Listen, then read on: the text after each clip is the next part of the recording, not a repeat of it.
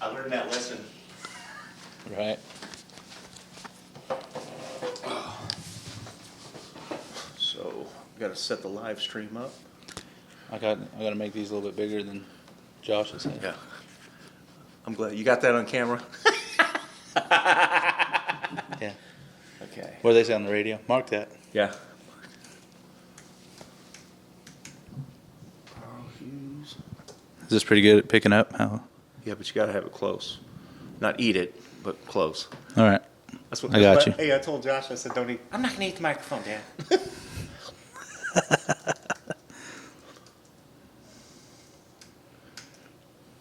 Hey, remind me, too, when we're off to talk to you. It's not bad. It's actually really good. I got a crazy idea about some things.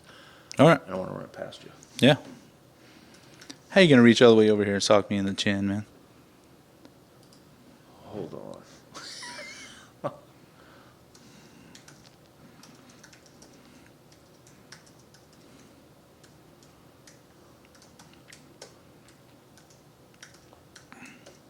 Ever. Okay. And use stream key. There's like all these 50 steps you have to do, and surprisingly, I'm getting used to it.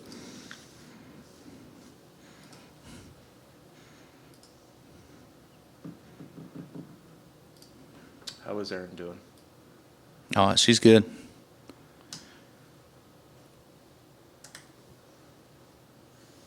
Okay, boom. She's starting to freak out a little bit about, going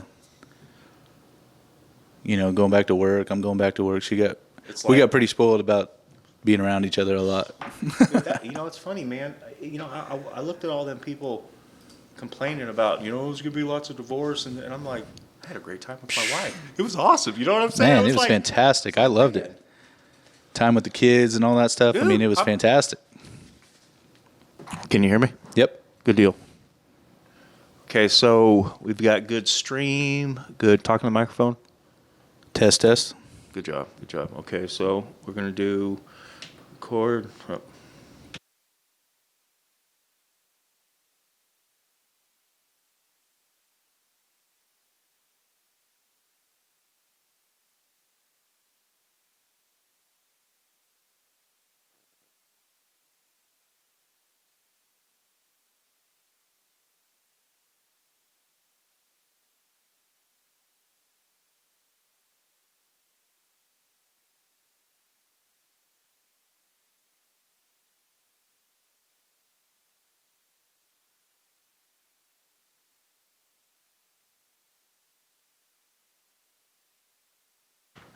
There we go. It's not math. A little bit of math. Right. Okay, so we've got the stream going. We're about to go live. Let me see. Yeah, I think we're good, man. Whoa, that's a lot of ugliness.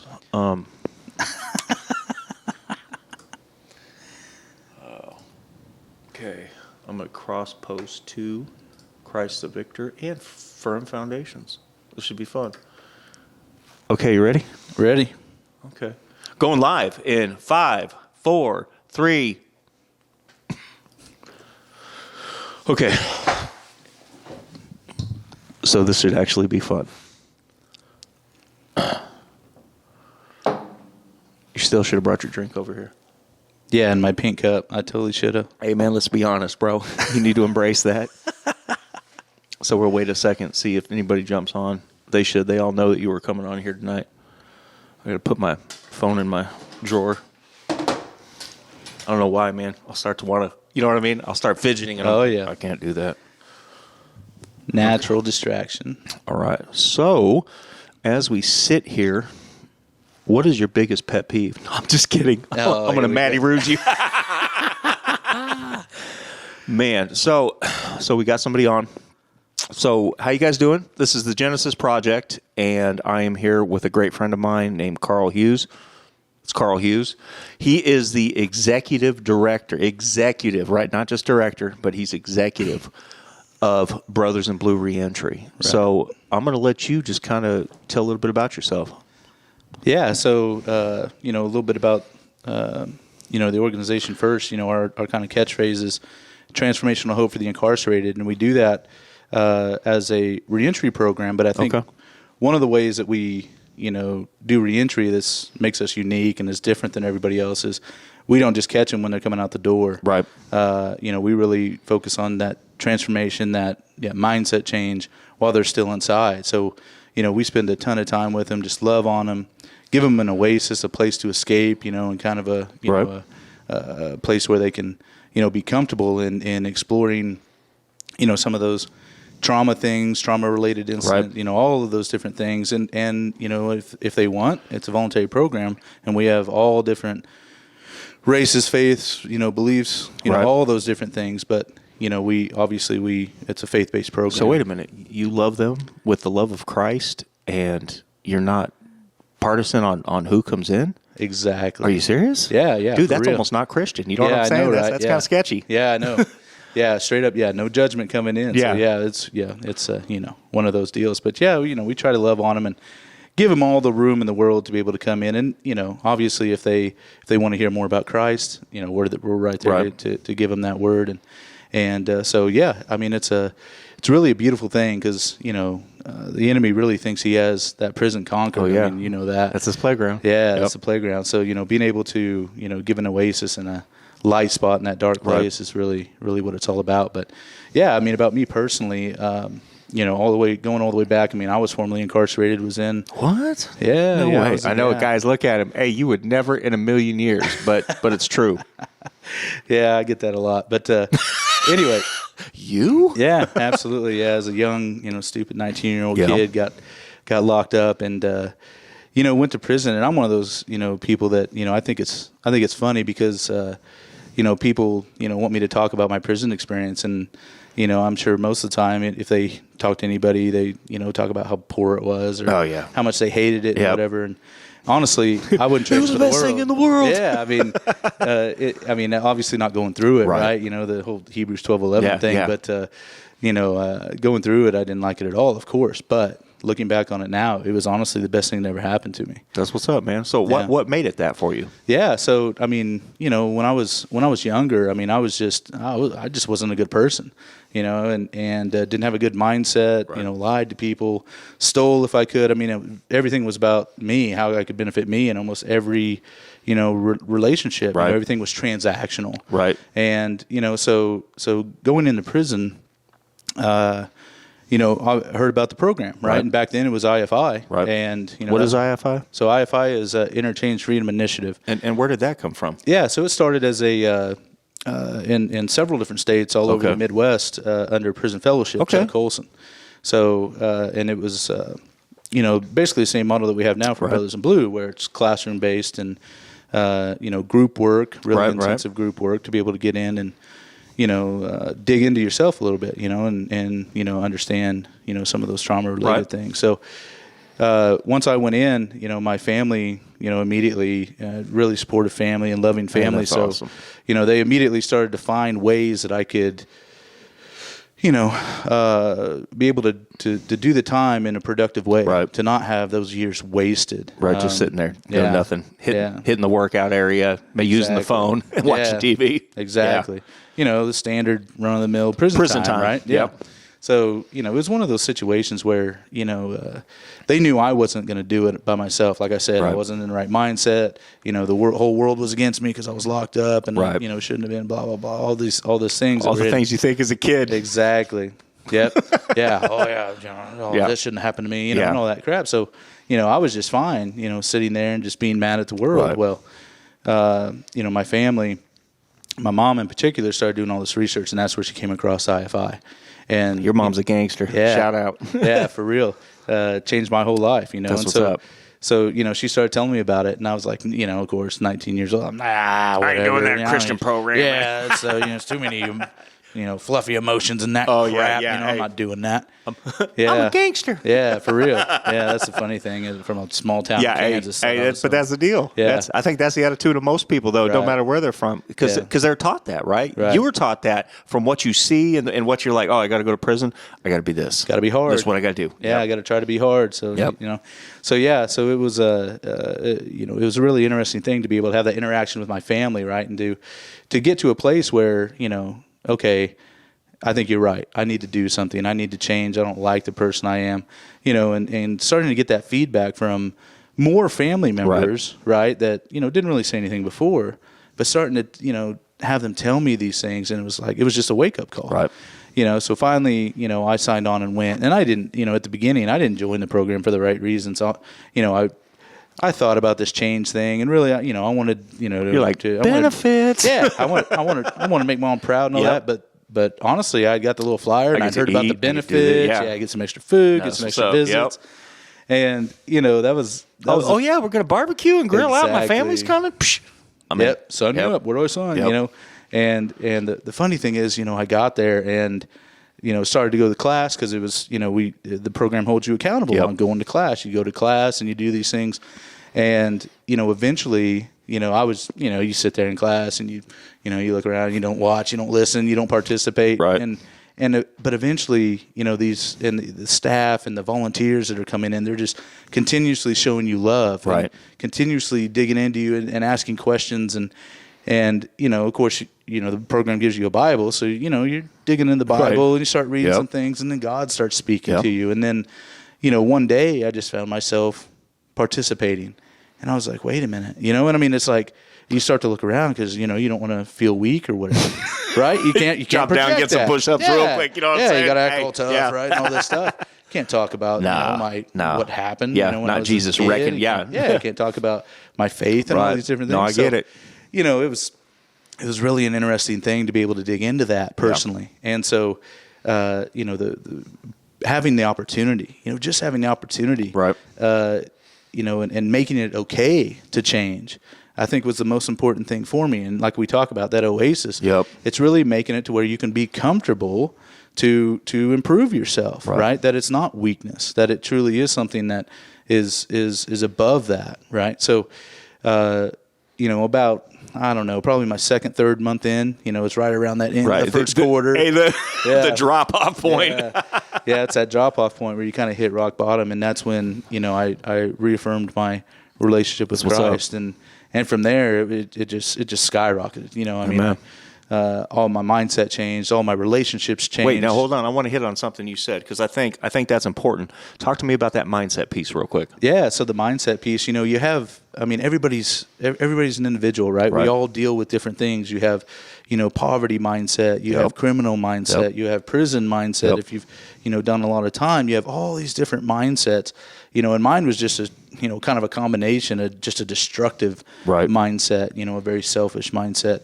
And so, you know, to be able to realize, you know, and identify these, you know, these different bad characteristics that were leading to, you know, when you're thinking all about yourself, you can, you know, you're not the one doing wrong. You blame it on everything else. Right? It was this, it was that, it was this other person, these 5 other people. It was my upbringing. It was it wasn't the fact that, man, I was mad and I just wanted to act out. Exactly right. Yeah. So so you start to realize that, oh man, you know, this might actually be my fault, right?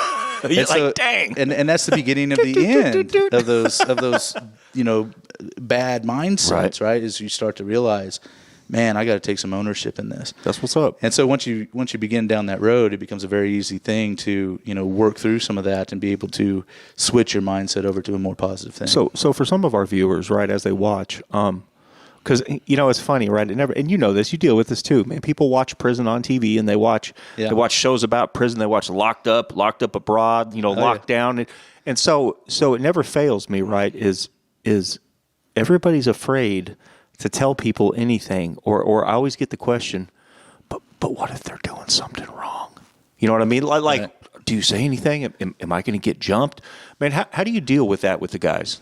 Yeah, I mean, it's nothing like that. You know, it's really something that you need to go in there. I mean, if you're inside the prison and you're doing that, I mean, you already have a heart for it, right? So if you're in that prison, you want what's best for them. And sometimes what's best for them is, you know, all the love and affirmation you can possibly give them, right? And building them up and doing those things. And sometimes it's tough love. Sometimes it's holding them accountable. As long as that accountability is biblical and out of love, right? You know, just like Christ tells us to do.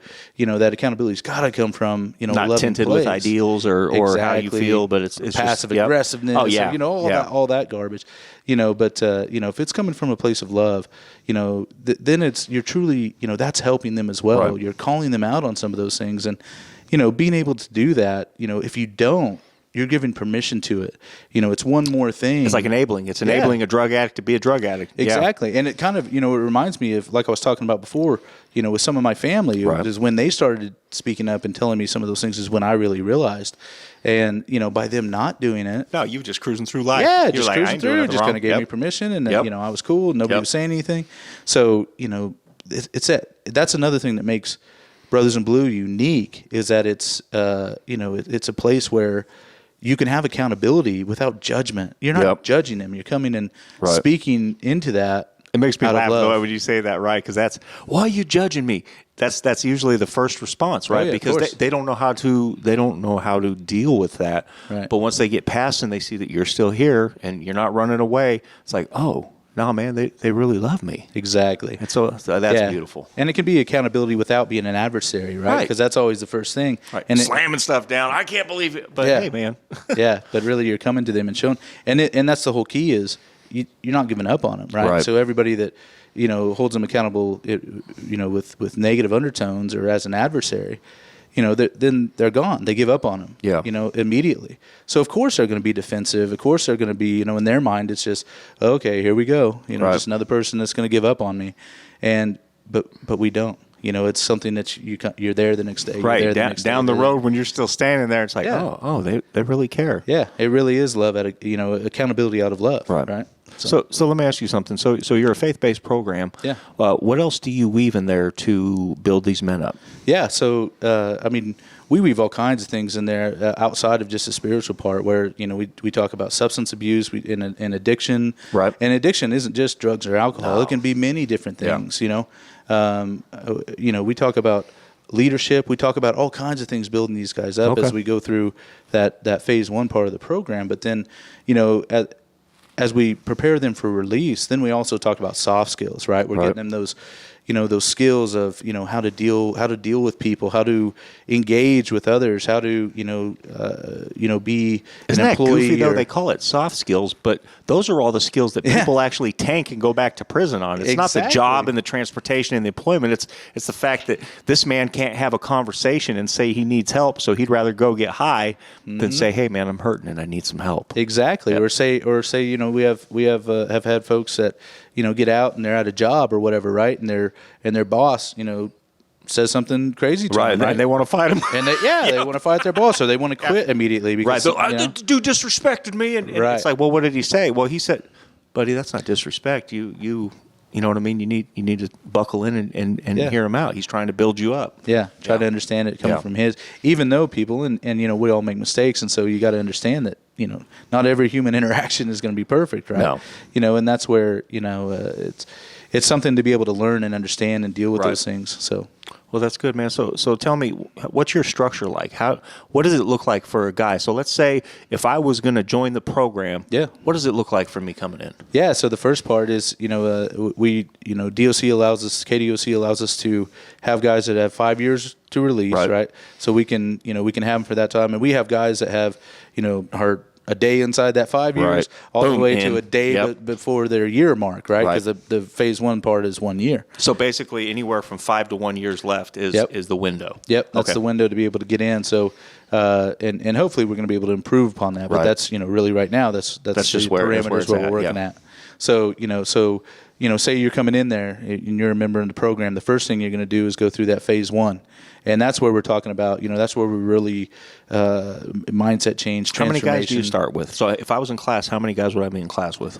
Yeah, it depends. Like with this new facility at Lansing, it's going to be limited just because of classroom size. So it's probably going to be more like 15. Traditionally, it's been more like 25.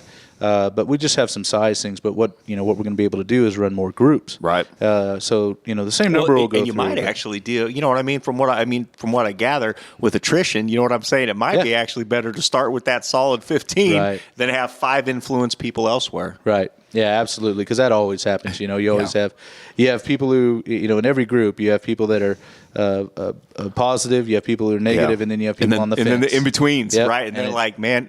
Just the right breeze can go either way. Exactly. So you always have those influencers, both positive and negative. So and it kind of determines how the group goes with those guys on the fence. So yeah, so, being able to start with 15, so it makes it, a smaller, intimate group, Right. Right from the start. So, going through that phase one, I mean, that's where we're talking about that substance abuse. We're talking about, leadership. We're talking about trauma. We're talking about all these different pieces that really, kind of give you an opportunity to be introspective, to dig into yourself a little bit. And obviously we also have, the Bible survey classes, the spirituality, where we're introducing them, to the Bible and to Christ in that way. And, that's really the, in our opinion on is, obviously it's, that's the secret sauce. That's the, it's the glue. Yeah. Being able to do that. So and all of these things are really with the goal of, providing that opportunity for mindset change, that it's okay to change and it's okay to, understand that, it's not everybody else's fault, that you might have some fault. Right. You might have put yourself in prison. And it's just okay. Put it out there. Yeah. Yeah. And it's okay. Yeah. You're going to mess up, so just being able to go through and have that mindset change, because you can give them all the resources in the world, as they go through and they get out. And this really goes with anything, right? High school graduates, anything like that. A pretty toolbox that never gets opened. Exactly. Yep. Yeah, you have that. And without that, you can give them whatever tools, resources, money, you can give them whatever. Oh, yeah. And if they don't have, if it's a hard issue, then it's still going to be a problem, right? And same thing the other way. You can have somebody who changed their life, completely changed everything. On fire for Jesus. On fire. No tools. Completely, changed everything. I mean, everything about them. And then they get out with no resources and no tools, no nothing. And they're right back in the fire. And so the funny part, right, is that's me and you in a nutshell. So you went through prison with a program that hammered this stuff and built you up, right? I went through a system that didn't have a program. So when I got out, I was on fire for God. We had planted a church inside a prison. Yeah. I didn't know how to act when I got out of prison. You know what I mean? It was like, got to get in this relationship, got to do this, and because I had a big heart change, but all the junk in my head was still messed up. So I get that on a deeper level. Yeah, and just not knowing which way to go, which really it's because of all that I really blame you being a Raiders fan. And hey, that's okay, man. Shout out to previous Oakland, now Las Vegas, right? Dang. Yeah. It's okay, bro. You don't know what city your team's that's okay. in. It's cool. Hey, I hope Will Stevens is watching this. I know it looks bad, but that's for Will Stevens. Hey, it's cool. We call that Arrowhead West, that new stadium out there. Arrowhead West. That's cool. Man, hey, that's a nice stadium too, though. So like I say, man, so going. Don't even try to just clean it back up. Hey, get right back to the serious talk. Yeah. Hey. So seriously. So let me ask you something. Yeah. How long you been out of prison? 10 years. 10 years next month. Okay. How long you been married? 9 years in February. 9 years and 10 months. Yeah. Pretty close, right? No, and tell me about your wife. Yeah, I mean, oh man, honestly, she's the reason I know there's a God, right? I mean, I knew it before. I thought I was lucky going through the program and meeting him and all the things that in prison that, I was able to do and feeling like he spoke to me and changed my life. Right. But, oh man, I was so lucky with my wife. What's up, man? And, she balances me in ways that, really nobody else can. Well, because nobody would ever get a phone call if your wife was. Yeah, that's probably true. Shout out to Aaron. Yeah, man, it's just just one of the luckiest things that ever happened to me. That's what's up, man. She's just an amazing person, and the cool thing about it is she loves me so much that, like, she wants every minute of every day. She wants to be together and she wants to do these, but she also understands. Right. She understands that the work that I do is important, and we're changing people's lives, and we're doing these things, and so she fully supports that too. So it's an amazing thing to have somebody who loves you, loves you so much, right? But then also she lets you go play here for hours and hours and hours, right? And it may razz you, and I'm sure she pulls you back in though when you need to be pulled back in. Exactly. I'm sure she, you know what I mean. And so no, that's good. That is, and a that's God the thing, balance, man. and that's what I'm saying. That's that balance, because she's able to do that. And anytime, and there's several areas where I get out of balance at times, right? But time management and things like that. Being able to have that work-life balance. Right. You better believe. And that's the other beautiful thing about it too, is she's willing to hold me accountable out of love, just like I talked about. And I learned that while I was in the program. It never feels good, though. You know what I'm saying? Hey, it's like instant defensive, and then Oh, dang, you're right. Yeah. I should probably be home. That's the tomorrow. problem, and most of the time she's right. So that's the, That's the worst part. You're like, that's the I worst ain't part. got It's nothing to say to you geez, right now. okay, yeah. No, man, that's good. That's good. So what advice do you have for guys that are coming out of prison to be successful? Yeah, I mean, coming out, it's really, to sum it up in a couple words, I would say patience. Okay. You have to have patience. Everybody that gets out, I think has some element to them that they want to get out and like prove to the world or prove to Make somebody. up for time. Yeah, that they're that they're valuable, that they're not, because when you go through the court process, I don't care, guilty, innocent, whatever. It strips everything away from you. Yeah, and you feel worthless. Worthless. Yep. I mean, you just feel like, everybody tells you like your life's over. Yep. It's, you're just a dredge on society and all these things. So, a lot of guys get out and it's like they gotta go, be successful right now. And it's not, the problem is it's the definition of success but that's where that society gets them. That's where unhealthy relationships comes from too, because Exactly. that feeds that. It's somebody loves me. Somebody Yes. cares about me. Right. And so I'm going to jump into this because it's something tangible. Right. And it kind of fulfills that. So I get it, dude. I get it. That's good. Patience is a good thing. So on that stream, what did you do when you got out of prison? Yeah. I went home. I didn't, it was. So where's home? Well, I went home and lived with my mom. That's what I was wondering. So where's that at? Yeah, so at the time she was living in Topeka. Okay. But I grew up in a little town down south called Waverly, Kansas. Waverly? Yeah. Wasn't it famous for something?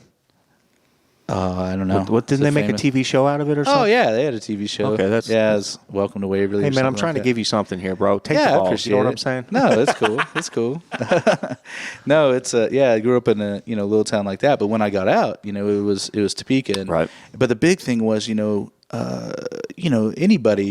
I was 26 when I got out, going home and living with mom, that was always something that, that was weird. Yeah, you didn't want to do that, but I was patient and I knew that was the best thing to do. Because to go you were home. probably building something. Yeah, you got to build that foundation. You got to get the pieces in place, to be successful. Because again, if you don't have that patience, you jump way out, you get way out in front of your skis, and now you're doing things, or you're making poor decisions. You're choking on water as you're being drugged behind the boat. Exactly. Yeah. And then it's a situation where you feel like you have to do something to make that up or whatever. Right. Say you're way over budget, you need money or whatever, and that's when you start making bad decisions because you're trying to and what happens is you go back to what you know, which is usually not good. Yeah. Rather than I'm going to go out and get two jobs, it's no, I'm going to do this that's fast and easy. You're trying to be fast and easy, and that's the problem. So be getting out and having that patience and being able to understand what success is, that it doesn't matter what society tells you that success is, or anybody really. It doesn't matter what these people over here, your homies back inside, or whatever, any of that stuff. Those are all, it's very easy for the enemy to start to lie to you, and put those different things in your head.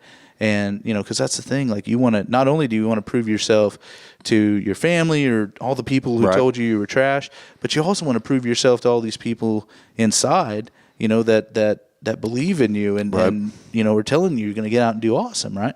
So, being able to do that, to be slow, to take it slow, build a foundation, do it the right way.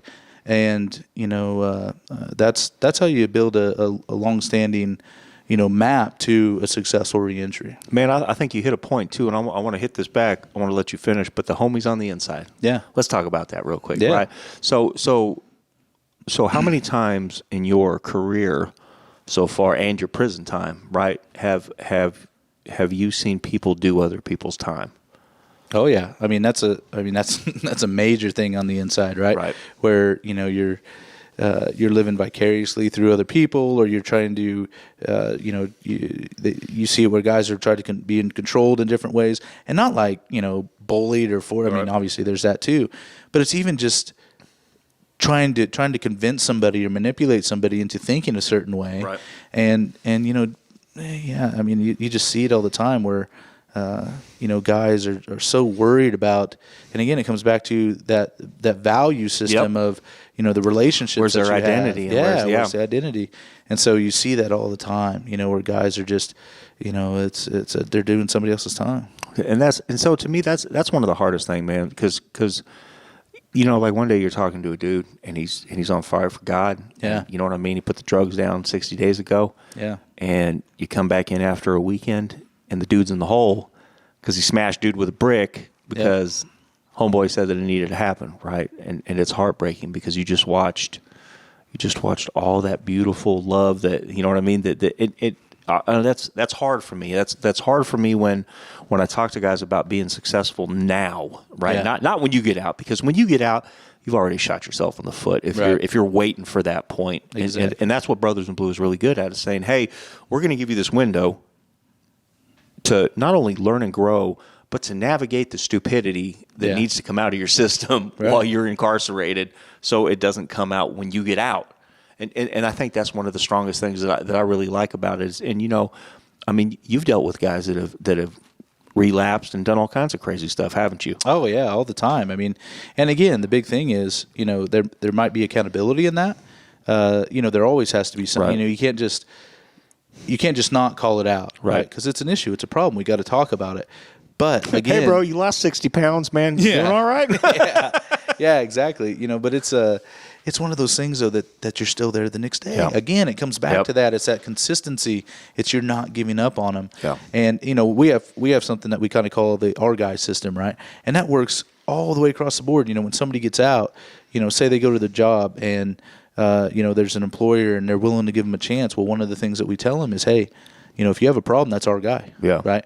And now, of course, with TCF and Lead starting up, it's also going to be our gal, right? So we're just being able to start up things on the women's side as well. So, really excited for when we have some of the women to be able to get out and go through the same reentry process. Where's all your spots? Yeah, so our main program on the men's side is in Lansing. Okay.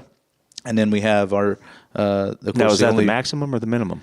Both. So okay, awesome. Yeah, so we have really all custody levels. Okay. On the men's side can join, and then also on the women's side, we're in TCF, the only women's facility in Kansas.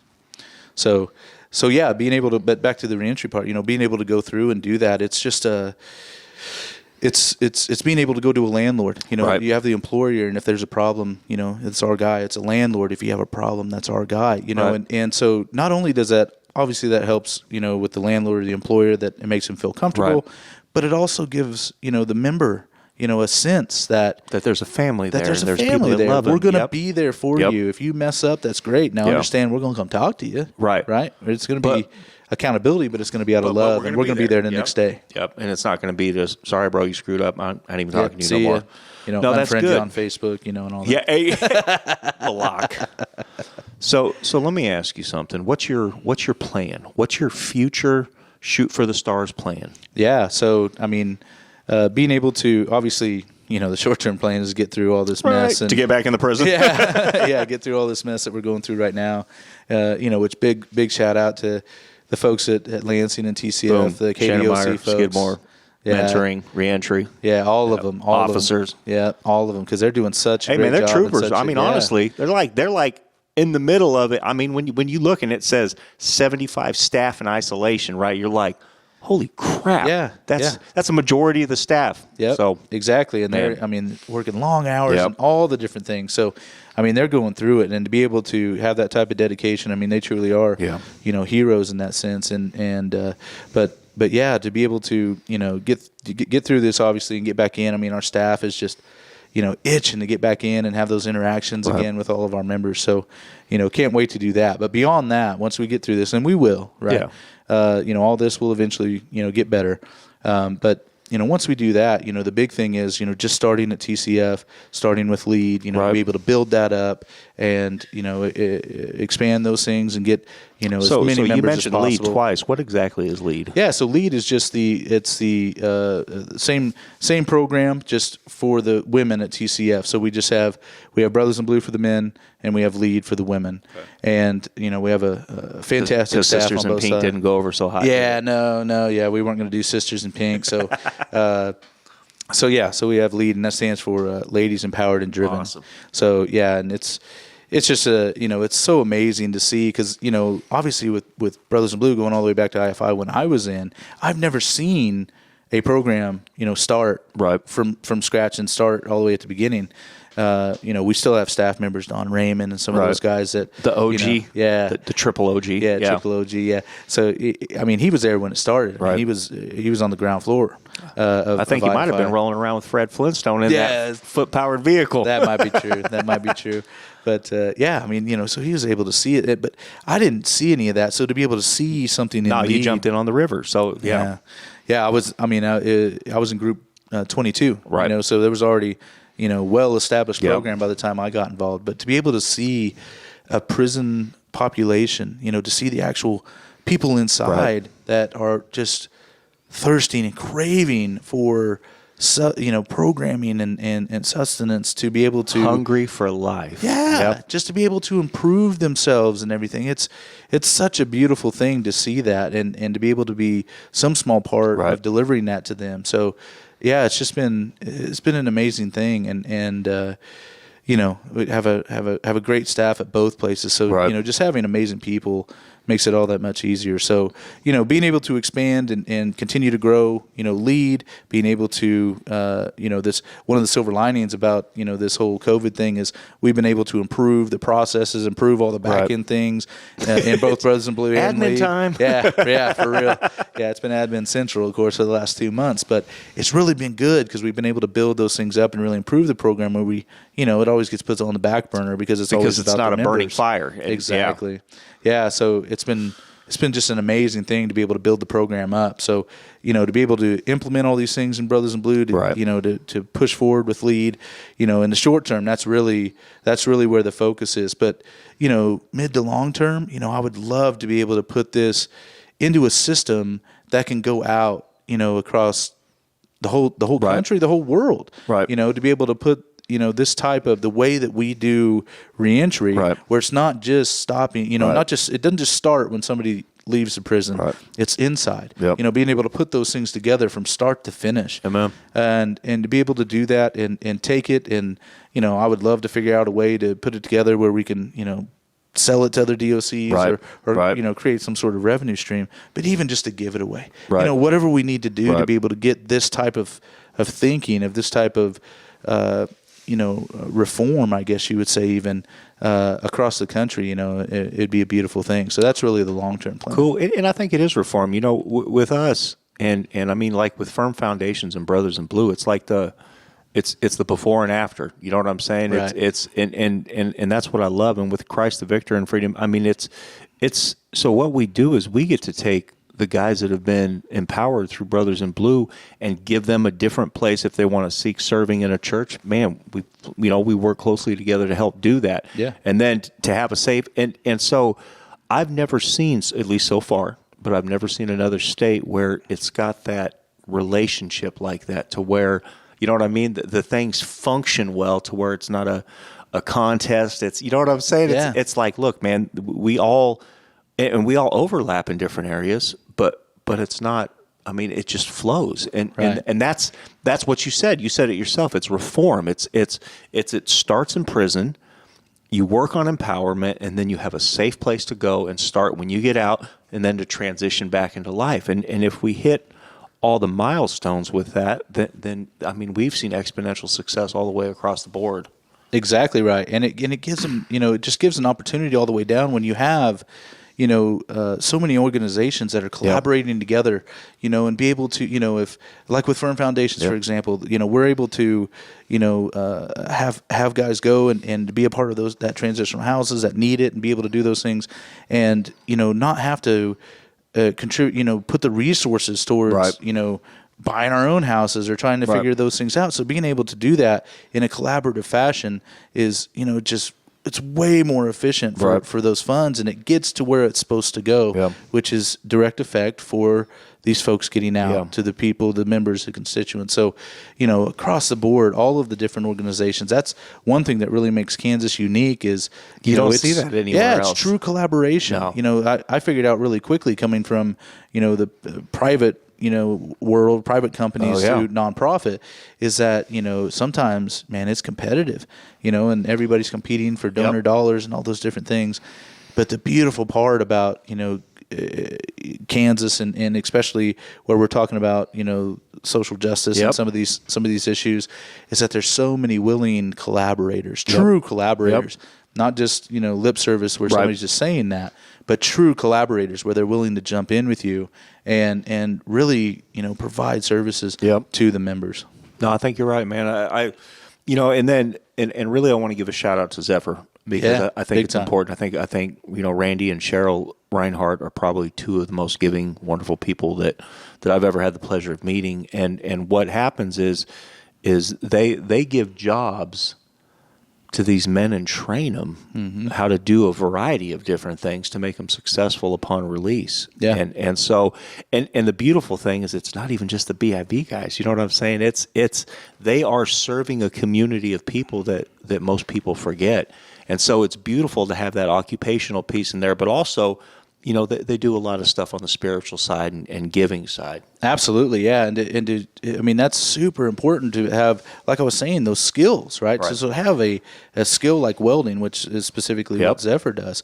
They're just a fantastic example of, somebody being able to go in, being able to be taught, a skill from nothing, from zero knowledge. They teach you from scratch. So to be able to go in and do that and to have that in that toolkit when they get out, that's such a huge thing to have. And of course, just speaking about Randy and Cheryl specifically, they're so they're selfless. They are to not only be able to provide that service for the guys, an opportunity to be able to where they can go through and do that, but then also turn around and give be so generous with their resources, both time and treasure, right? That to turn around and give back to all the other pieces in that network, right? So it's really it's really driven both ways. Man, that's fantastic. That's fantastic. So if you had anything on the top of the list besides, of course, patience for guys getting out, for the people that really don't know or don't understand or have never really gotten involved in any kind of prison anything, what would you say to them to help them maybe understand the importance of getting involved? Yeah. So speaking for outside people coming in, just the way that for them to know that how much they can make a difference in these people's lives. These people in prison, we see, like you mentioned earlier, we see all this stuff on media, all these different things, how they're, that almost how they're, not human, or how they're so, dangerous. These are just people. They're people that made a mistake. And so kind of like, right, unfortunately, when the news reported on one of the, or actually both of the deaths from the COVID, they didn't talk about the person like he was a person. The news reported it like he was DOC number, blah, blah, blah, blah, blah, blah, blah, murderer. Yep. And so but that's really kind of the overview for most people, I think. Yeah, that's exactly right. And it's just a perception, right? So, we gotta be able to change that perception. So, telling folks that, once they, when they come in, we do tours and do all those things, and people come in and see that they're just human beings. They're just people. That it's, you would really, besides, like tattoos and stuff, but you see that outside all the time now. That's normal now. Yeah, you would. You put them in civilian clothes, you wouldn't even. You wouldn't have any idea. Yeah. Yep. So at the end of the day, they're just people. And to get in and make a difference in their lives, to not be, not believe in that stereotype or that perception, that lie, that they're somehow unworthy. Right. That's what I would really, that's what I would want people to know, and to be able to jump in and do it. And not to mention that, there's so many different opportunities. It's not just as a teacher. It's not just as a mentor or a volunteer. It's not any. You can help in so many ways. Even on the outside, you don't even have to step a foot in prison and can still make a huge difference. To go to the Firm Foundation houses and have a Bible study, have prayer chains, come cook a meal, just to be there and support these guys, to let them get know. Involved somewhere. Yeah, just to be able to get involved, and it doesn't matter what skill you have, it can be useful to somebody else. That's very true. And it's a beautiful thing. So tell me a little bit about your staff. Who's on your staff? Yeah. So, I mean, I have such an amazing staff, at Lansing, we kind of what we refer to the local team, the staff of counselors that work, directly Right. there. We have Don Raymond, who has been, a part of Brothers in Blue and IFI Yep. going all the way back to the beginning. We kind of mentioned him earlier. So he was pretty much the dirt when God breathed life into the dirt. Yeah, exactly right. Yeah. I mean, he has and it's funny because he has so much knowledge and experience, and I mean, he's just passionate. He's amazing. All of our counselors and advisors are just passionate, about what they do. So, I mean, and Don epitomizes that, and to be able to come in, one thing about Don that's interesting, before I kind of go on here, because he was the executive director at one time too. So, but to be able to, kind of put that down and come back and be a counselor. I mean, that's an be amazing involved thing. because he loves it. Because It's he a different loves kind it. of love. It's Yeah. not a superficial love. It is. I love to serve the men. Yeah, it's truly it's like it's an agape love, right? Yeah. I mean, it's just unconditional. So, and he's just super, super passionate about it. And Gary Spillman is a counselor as well, and he did. I mean, not all at one time, but he did over 40 years in prison. So and the program, he was a member of the program too. So, the program changed his life. And completely turned his life to Christ. And now he's able to go back in and share that message, which is such a unique perspective. Being able to do that. So. Yeah, I mean, Gary is and it's a different type of experience, right? Being in prison all that time. Yeah. But exactly what we do is where that shines, right? Being able to, relate to the members inside. It makes a big difference. Yeah. And to be that success story, right? To let them know that you can get out and be successful. So, yeah, it's really an amazing thing. And then we have. A biblical counselor, Jack Houghton, who is, he's beast. I've never he's met a goofball, but he's beast. I don't think I've ever seen him, not one day where he isn't smiling. Right. You know what I mean? He just brings that optimism and that, that in such a, in a place where it's so easy to be a pessimist, right? Yep. It's so easy to go in and just not be happy. Right. Right. But Jack's optimism and his attitude on life is just infectious. Completely reflects the grace of God and the love of Christ. Yeah. Exactly. Yeah. A funny story about Jack, when I first met him, his business card just said disciple. Yep. Yeah. It was amazing. It was one of the most amazing things I've ever seen. Hey, nothing else. A picture and the word disciple. Yeah. And you're like, oh. Yeah. That's what I was like. All right, man, we got to figure out how to get you. That's what's up. And he was a volunteer before staff member for a long time, going back even not to my time as a member, but before my time as executive director. So I mean, he's been around for a long time. And our site coordinator, the one that really kind of runs the show there at Lansing, is David Johnson. Hey now, big shout out. So yeah, and David, oh man, what to be able to say, David.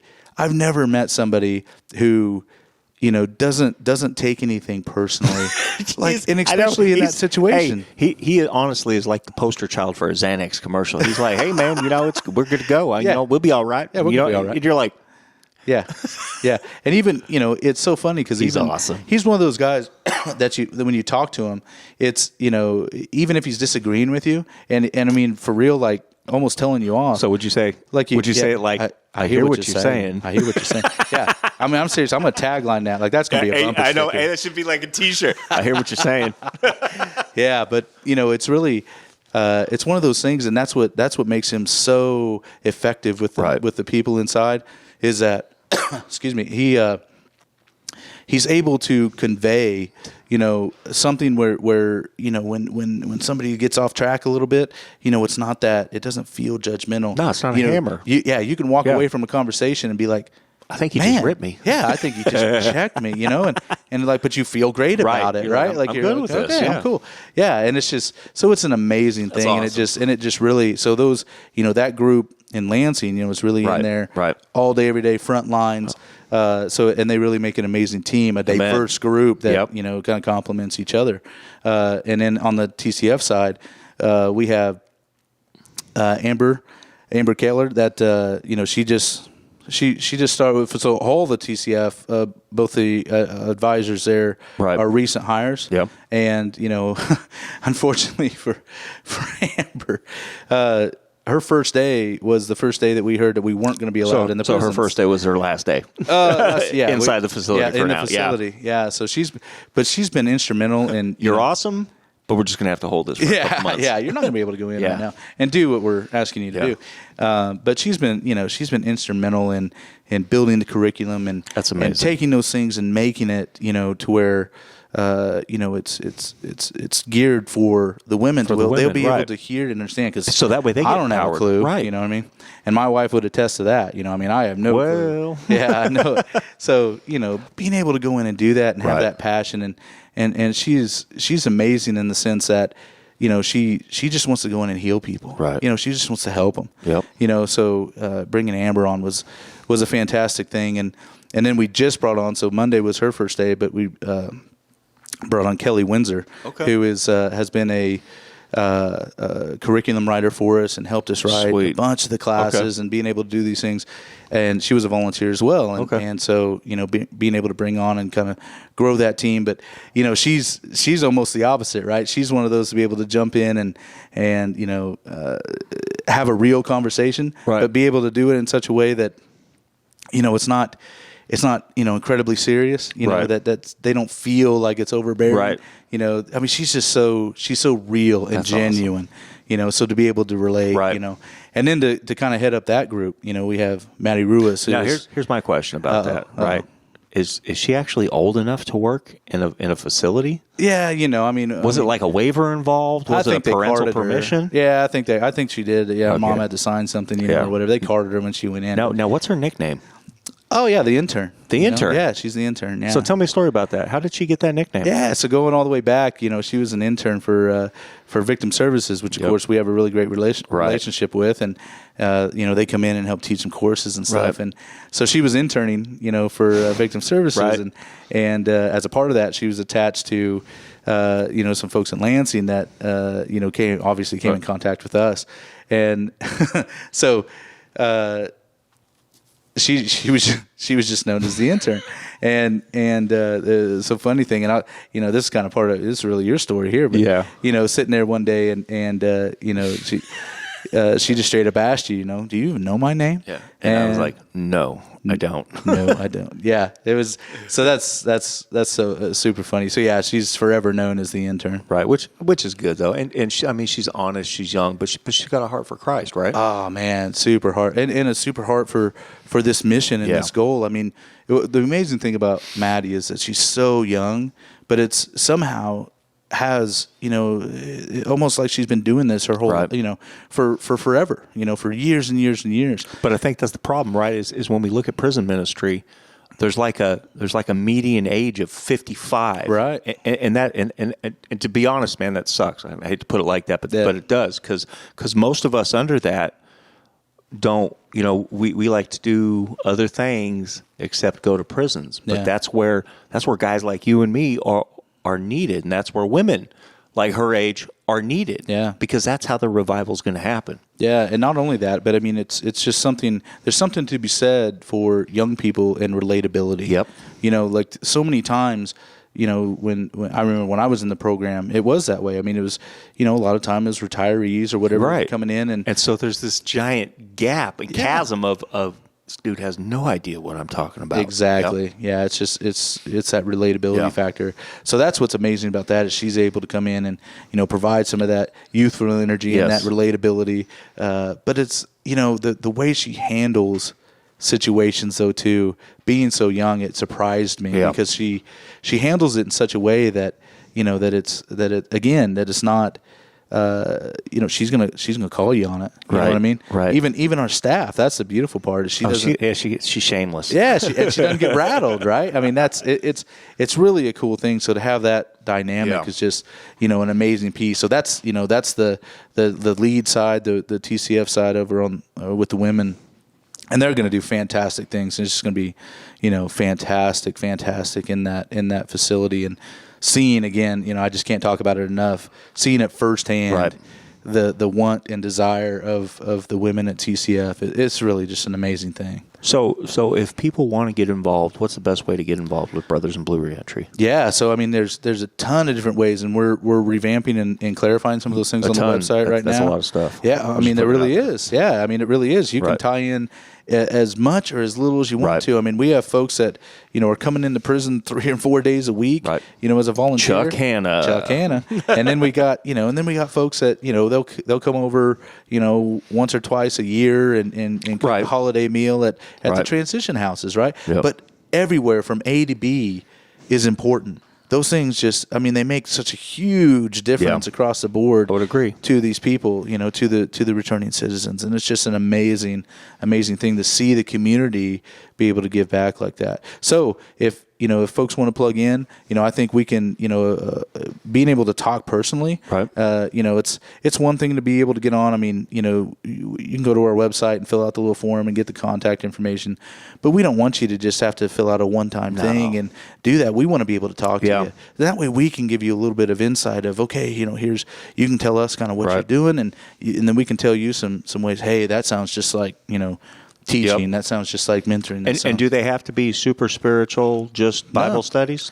No, it's not. It's not just Bible studies at all. I mean, it's skills training. It's we have business, community business leaders coming in and teaching business classes. I mean, anything across the board. If you have something to contribute, which by the way everybody does, right? Then you can be a part of this program. That's what's up. What about square dancing? Yeah, square dancing. I'm cool with it. Let's do it. Fantastic. All right, heard that.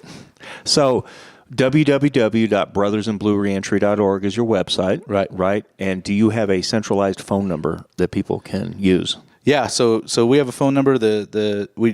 We're going through right now where they just moved out of the facility, so we're getting the phone set up right now. So there's not a phone number. Yeah, that's okay. I would give my cell phone out over the podcast or whatever, but so you can reach him at 78. Yeah, but he won't answer though. But if you could, we have a centralized email for now. It's hope@brothersinbluereentry.org. So you can reach him at hope, HOPE, at brothersinbluereentry.org. That's right. All one word, brothersinbluereentry.org. Well, Carl, I appreciate you coming. I appreciate you sitting down. I appreciate you talking, man. And really I appreciate what you do for these men and women. And so it was important to me. For some of you guys that don't know, we kind of held this interview like this, but I was a program manager for Brothers in Blue for 3 years. Yeah. And it was honestly one of the best places I've ever been in my life. And hands down, it's the best program I've ever seen. For internal change inside of a prison, there's a lot of places that deal with a lot of different parts, but comprehensively speaking, it is the best. And so with that, please take the time to check out my brother, check out what he does, check out the ministry, and get involved. And look, here's the deal, man. If you're out of state, you can still get involved. Man, they accept cash, money. Just kidding, but they do accept cash. Yeah, check. Sure. You can donate on the website, right? Yeah, You can click absolutely. the donate button and donate. Or if you're in a different state and something that we talked about kind of springs that, you hit me up and I'll get a hold of him if I can, or just hit him up directly and man, let's see where this takes us. Yeah, absolutely. Thanks for having us, man. It's a great opportunity to be able to get on and talk about the program and just bring awareness to this whole, the whole situation of social justice and prison reform and all of those different things. So yeah, we really appreciate the time. Hey man, thanks brother. And